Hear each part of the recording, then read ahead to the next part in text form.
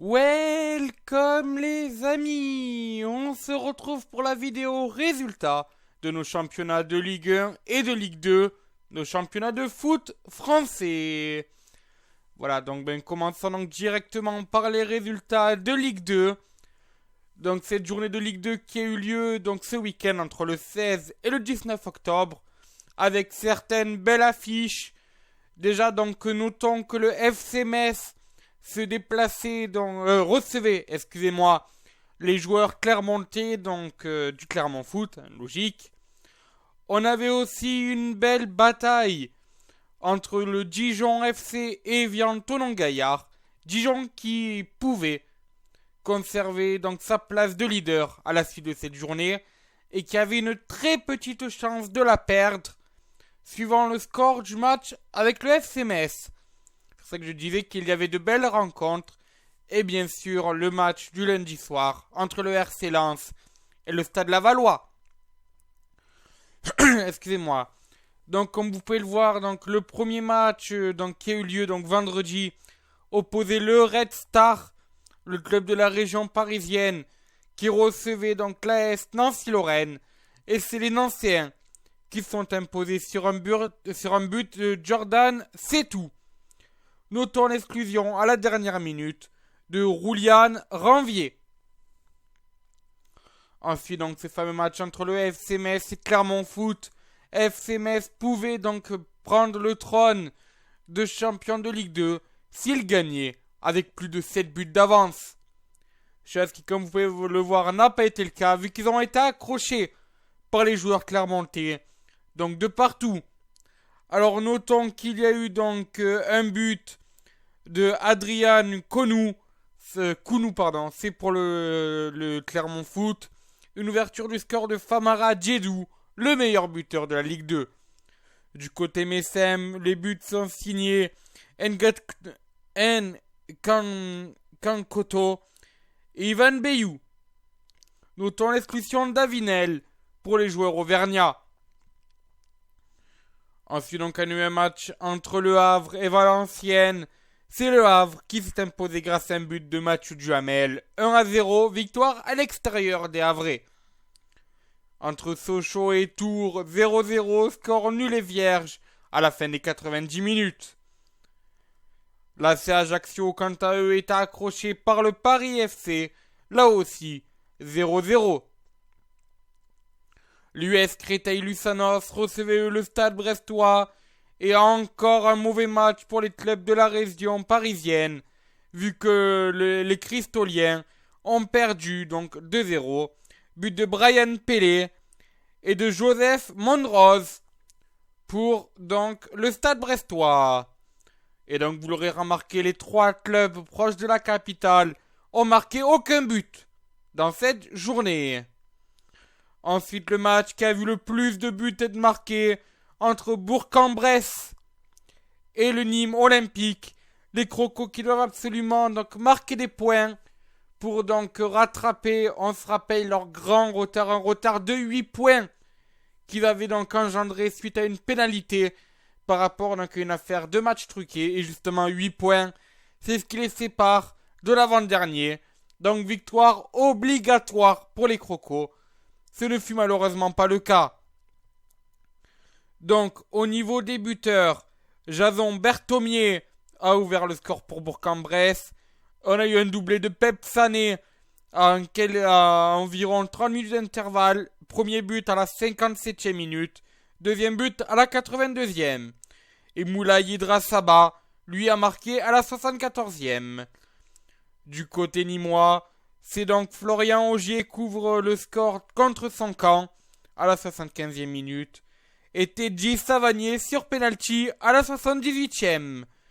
Notons une exclusion, celle d'Anthony Marin, à la 45e minute dans le temps additionnel plus exactement. Ensuite, donc, on a eu un match entre Auxerre et le Chamois Nortais. Là aussi, beaucoup de buts vu qu'il y en a eu 5. Ouverture du score de Sébastien Puy-Grenier. Mais égalisation quelques minutes après de Andedona Endo. Andedona Endo qui va marquer un second but à la 61e. Entre-temps, bien sûr, Adamaba avait donc égalisé le score à la 20e. Et à la 34e, c'est Gaëtan Courtet qui donc offre un troisième but aux Serrois. Encore un match avec beaucoup de buts. Cette fois, c'était samedi à 14h. Le Evian Thonon-Gaillard, relégué donc l'an dernier de la Ligue 1, a battu 3-1 donc Dijon. Au niveau des buts, c'est donc sur penalty que Dijon va marquer à la 18e avec Samaritano, Frédéric de son prénom. Mais juste avant, c'était Evian Thonon-Gaillard qui avait... pardon, non, excusez-moi. 20 minutes après, c'est donc Evian Thonon-Gaillard qui marque sur penalty. C'est Seydou Keita. Cédric Barbosa va doubler la mise. Et triplement de mise de la part de Kevin Augas. Pas de carton rouge à signaler dans ce match. Et enfin, donc, dernier match de Ligue 2 cette journée. Le RC Lens qui recevait donc dans son stade, le stade Lavallois. C'est Rachid Alioui qui donc ouvre la marque et qui devient donc sur le podium des meilleurs buteurs. Mais Pierrick Valdivia va réduire la marque et égaliser plus exactement à la 47e minute. Voilà, donc ça c'est pour les résultats de cette seconde journée de Ligue 2. Il y a eu quelques mouvements quand même au niveau du classement. Alors donc déjà notons que donc Dijon reste leader, je l'ai dit. FC Metz perd sa place de deuxième au profit de l'AS Nancy-Lorraine. Clermont Foot perd aussi des places, tout comme Créteil, Tours, Laval, le Red Star et Valenciennes. Au niveau de la zone de relégation, Nîmes, Ajaccio et Sochaux sont relégables. Nîmes toujours à 0 points. Mais donc bien sûr pour ceux qui ont suivi, vous vous rappelez que Nîmes avait un petit retard de 8 points. Donc rattrapé. Voilà, donc sinon le RC Lens, lui, se retrouve 16ème. Dommage donc pour le relégable. Pour le relégué, pardon, excusez-moi, de l'an dernier. Alors qu'Evian Thonon-Gaillard s'en sort un peu mieux, avec une 5ème place. Beaucoup mieux même, devrais-je dire. Passons donc maintenant au match donc, de la journée précédente qui se dérouleront donc entre vendredi et lundi. On aura un multiplex. Donc avec le Stade Lavallois qui recevra Tours, Brest qui recevra Valenciennes, Le Havre, Sochaux, la JOCR recevra le Red Star, Bourg-en-Bresse se déplacera chez le second, l'AS Nancy-Lorraine, alors que le Paris FC lui recevra le Chamois Niortais. L'AS Ajaccio, eux, recevront le FC Metz qui pourront avoir l'opportunité de passer en haut du trône de la Ligue 2, tout comme l'AS Nancy-Lorraine d'ailleurs, je tiens à le signaler. Les Evian Thonon-Gaillard, eux, recevront l'US Créteil Lusitanos. Les Crocos Nîmois, eux, auront une opportunité de marquer, de redevenir enfin dans le positif, vu qu'ils recevront le Dijon, leader donc, de ce classement. Et enfin, donc, dernier match entre le Clermont Foot et le RC Lens, ça sera lundi à 21h. Vous connaissez bien sûr la formule. Passons maintenant aux résultats de la Ligue 1. Là aussi, de belles rencontres. Alors déjà, on a un match entre l'AS Monaco et l'Olympique Lyonnais. C'était vendredi. Le leader parisien, lui, s'est déplacé en Corse pour affronter Bastia. Marseille, lui, a affronté Lorient. Montpellier, lui, devait essayer de s'en sortir face aux Girondins de Bordeaux. Et enfin, dans le match du dimanche, c'était Stade Rennais contre l'OGC Nice. Voilà, donc au niveau donc, du premier match, un partout entre les Monégasques et les Lillois. But de Raphaël pour Lyon. Et but de Mario Pasalic pour l'AS Monaco. Notons l'exclusion de Wallace à la 65e minute. Paris, lui, s'est imposé 2-0 face à Bastia. Devrais-je dire Zlatan Ibrahimovic s'est imposé 2-0 face à Bastia, vu que c'est lui le seul buteur de cette rencontre. Guingamp recevait Lille et un mauvais déplacement pour les Lillois qui ont été accrochés. Notons donc le but de Jimmy Briand à la 33e minute pour ouvrir la marque, donc but d'un ancien Lyonnais. C'est Sofiane Bouffal qui réduira la marque et qui égalisera donc. Notons l'exclusion là aussi de Sun Tzu pour le LOSC aux alentours de la 89e minute, excusez-moi. J'avais mal lu mes fiches. Donc ensuite on a eu l'AS Saint-Etienne qui se déplaçait, qui recevait le Gazélec. Victoire 2-0 des Verts. Ouverture du score de Robert Beric. Et doublement de la mise de la part de Kevin Molepaquet. Ensuite donc les Canaries, eux, recevaient l'Estac 3-0. Autant dire que tous les voyants étaient au vert pour Nantes. But de Valentin Roger, Youssouf Sabali et Yacine Bamou. 3 buts encore, c'est les mêmes nombres de buts donc dans le match d'après. Mais cette fois, pas le même score. Victoire 2-1 à l'extérieur jusqu'au danger. Bonne performance jusqu'au but danger, bien sûr, dans ce début de saison. Cheikh Ndoye a ouvert la marque. Abdul Kamara a doublé la mise. Et c'est Oscar Trero qui a marqué le seul but toulousain. Du côté de Caen, victoire 1-0 donc contre le Stade de Reims. Julien Ferré à la baguette. L'Olympique de Marseille recevait au Vélodrome le FC Lorient. Et mauvaise réception pour Marseille, qui s'est fait accrocher un partout. Michy Batshuayi, l'homme au caleçon Bob l'éponge, va marquer sur penalty.